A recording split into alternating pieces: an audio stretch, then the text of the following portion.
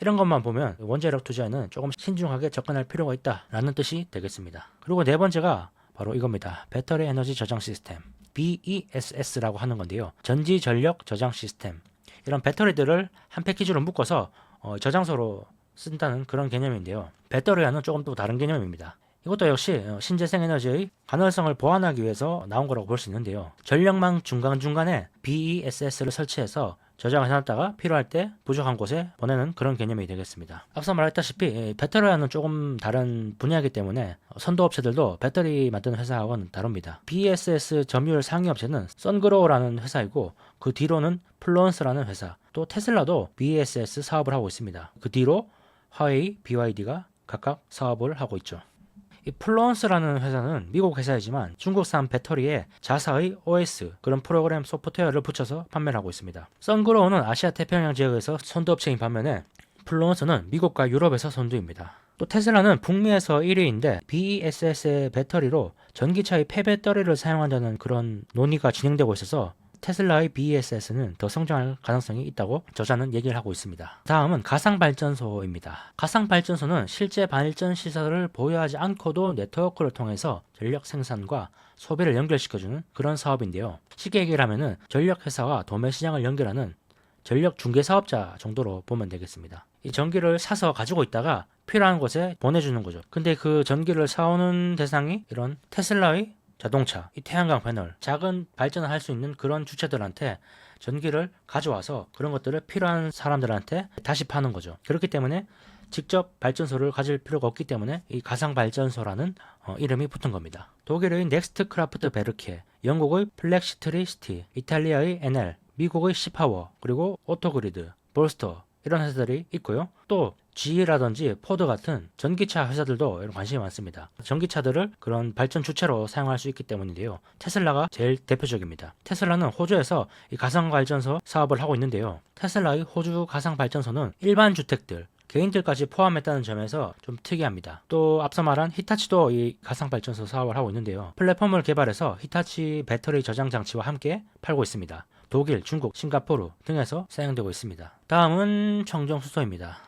이런 원자력이라든지 BES 이런 것들은 현재 진행형입니다. 반면에 이 청정수소는 그 다음이라고 보면 되는데요. 더 오래 걸릴 거라는 거죠. 원자력이라든지 배터리 발전소보다 더 신중하게 접근해야 되는 뜻이 되겠습니다. 청정수소는 보관하고 이동하는 데 효과적이고 연료전지를 활용해서 신재생의 가능성을 보완할 수 있다는 특징이 있습니다. 그렇지만 청정수소가 상업 단계에서 생산된 성공 사례는 거의 없습니다. 더 시간이 필요하다는 말이 되겠죠. 블루수소조차 상업적 규모로 생산되는 곳이 드물죠. 수력과 풍력이 풍부한 북유럽이 조선이나 철강 등에서 청정수소를 사용하려는 시도가 있습니다. 사우디도 역시 미래 먹거리로 청정수소에 투자를 하고 있는데요. 이유는 태양광이나 풍력으로 생산된 청정 전기를 수소 형태로 바꿔서 유럽에 수출하기 위해서입니다. 이 사우디라든지 이 중동 국가들이 수소에 투자하는 이유로 제가 이전에 소개한 김학주 교수님의 주식 투자는 설렘이다 라는 영상에서 그 부분에 있어서 좀 설명을 드렸었죠. 그 내용이 궁금하시다면 한번 좀 보시길 추천드립니다. 왜 미국과 중국이 이 수소를 놓칠 수 없는지, 투자할 수밖에 없는지 아주 잘 나와 있습니다. 그래서 미국도 역시 여러가지 법으로 원자력처럼 여러가지 법으로 청정수소도 역시 지원을 하고 있습니다. 위쪽 영상을 한번 보시면 도움이 되실 겁니다. 그럼 이제 대표 기업들도 한 번씩 봐야겠죠. 가장 먼저 봐야 될 거는 이 중전기 산업입니다. 대표적으로 일본의 히타치, 미쓰비시 전기, 그리고 후지 전기 이렇게 선호도 순으로 이렇게 되는데요. 이 중전기 산업에는 발전기, 변압기, 전동기기, 냉난방기, 공조 시스템, 발전 보일러, 터빈 이런 것들이 있는데요. 대표 기업이 바로 히타치와 미쓰비시 전기입니다. 가장 추천하는 게 역시 히타치입니다. 히타치는 디지털 전환과 철도, 전력망을 포괄한 청정 에너지 산업을 집중했습니다. 그 결과 철도 솔루션, 전력망, 원자력 발전 등 전력화와 관련된 핵심 사업에서 경쟁력을 갖추게 됐죠. 이런 전기 관련 사업을 종합적으로 다 하고 있기 때문에 선진국에서도 대규모 수주가 가능합니다. 미쓰비시 역시 이 사업 분야가 여러 가지인데요. 철도와 발전 인프라 사업, 그리고 공장 자동화와 전기차 관련 산업, 엘리베이터 같은 건물 시스템과 에어컨 가전 등에 관련된 전기 산업, 그리고 그 안에 들어가는 전력 반도체 사업도 있습니다. 그래서 두 번째로 눈여겨봐야 될 기업이 바로 미쓰비시 전기입니다. 후발주자인 후지 전기는 차 선호주의인데 전반적인 구조는 비슷하지만 해외 비중이 좀 낮습니다. 그리고 지멘스와 ABB는 전반적으로 긍정적으로 보고 있긴 한데요. 저자는. 그렇지만 독일과 스위스에 상장되어 있어서 국내에선 투자가 쉽지 않습니다. GE는 미국에 상장된 회사죠. GE도 역시 중전기 산업이 비중이 꽤 있는데요. 아직은 항공산업 비중이 더 커서 투자하기에는 조금 부족합니다. 다만 이제 향후에 에너지 사업이 분할 예정이라서 또 그때는 눈여겨볼 만할 것 같습니다. 그 밖에도 공장 등 산업시설 전력 솔루션을 제공하는 이튼이라는 회사, 그리고 발전소와 송배전 건설을 유지보수하는 산업을 하는 퀀타 서비스, 북미 공장 데이터 센터에서 전기 통신 장비를 외부 환경으로부터 보호하는 산업을 하는 엠벤트 일렉트릭, 이런 회사들도 있으니까 한번 좀 보시면 좋을 것 같습니다. 다음으로는 냉난방 공조 기업들도 있습니다. 대표적인 게 미국의 캐리어, 트레인 테크놀로지, 에이온이 냉난방 공조 산업을 하고 있습니다. 캐리어는 최초로 에어컨을 개발한 회사죠. 미국 회사고요. 미국 비중이 50% 정도 됩니다. 트레인 테크놀로지도 150년 이상 된 미국 회사로 미국 매출이 70% 후반 정도 된다고 합니다. AAO는 규모는 좀 작지만 앞서 말한 HVAC에 집중을 하고 있기 때문에 좀 눈여겨볼 만하고요. 역시 북미 비중이 96% 정도 된다고 합니다. 또 일본 기업 중에서는 다이킨 공업이라는 곳이 있는데요. 다이킨 공업은 에어컨과 히트펌프를 제조하고 있습니다. 또 그런 곳에 필요한 전력 반도체 회사들도 눈여겨볼 만합니다. 대표적인 게 온세미컨덕터, 그리고 롬, 후지전지가 있고요. 온세미컨덕터는 SiC 반도체를 하는 회사죠. 그리고 또 후지전기는 원래는 일본의 중전기 전문 기업으로 말씀을 드렸는데요.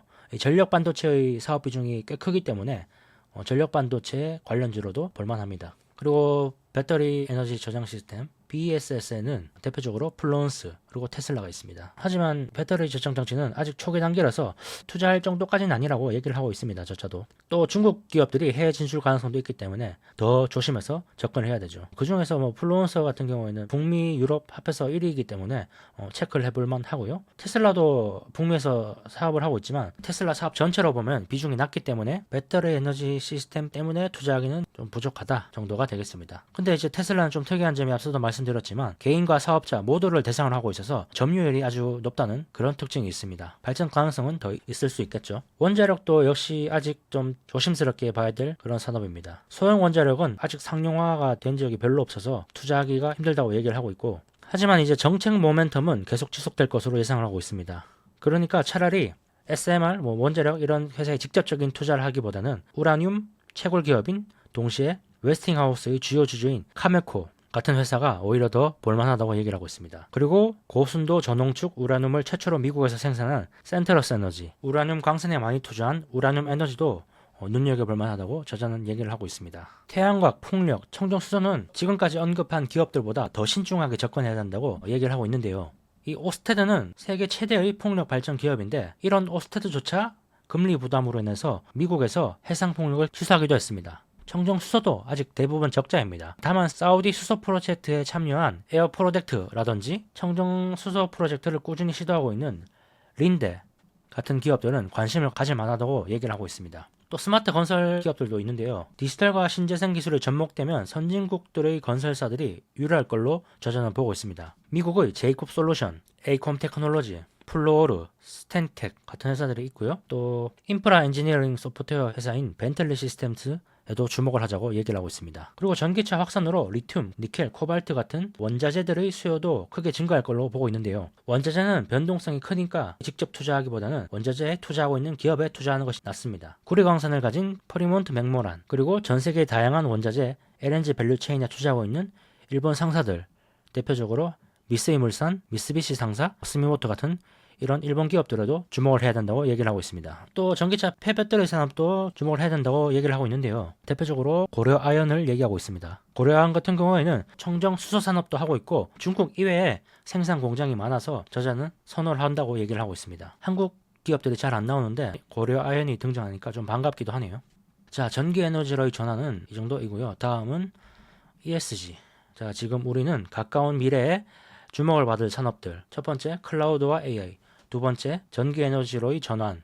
그리고 세 번째, ESG. 그 중에서 우리는 지금 ESG 산업을 보고 있습니다. 기업의 가치를 재무적 수치, 숫자들만으로 평가할 수 없다는 것은 이미 많이 알려진 사실이죠. 비재무적 가치를 체계적으로 수치화해서 기업에 반영할 수 있다면은 기업을 우리가 더 잘 선별할 수 있겠죠. 리스크를 낮추고 수익률을 높일 수 있는 겁니다. ESG는 그런 관점에서 볼 수 있다는 거죠.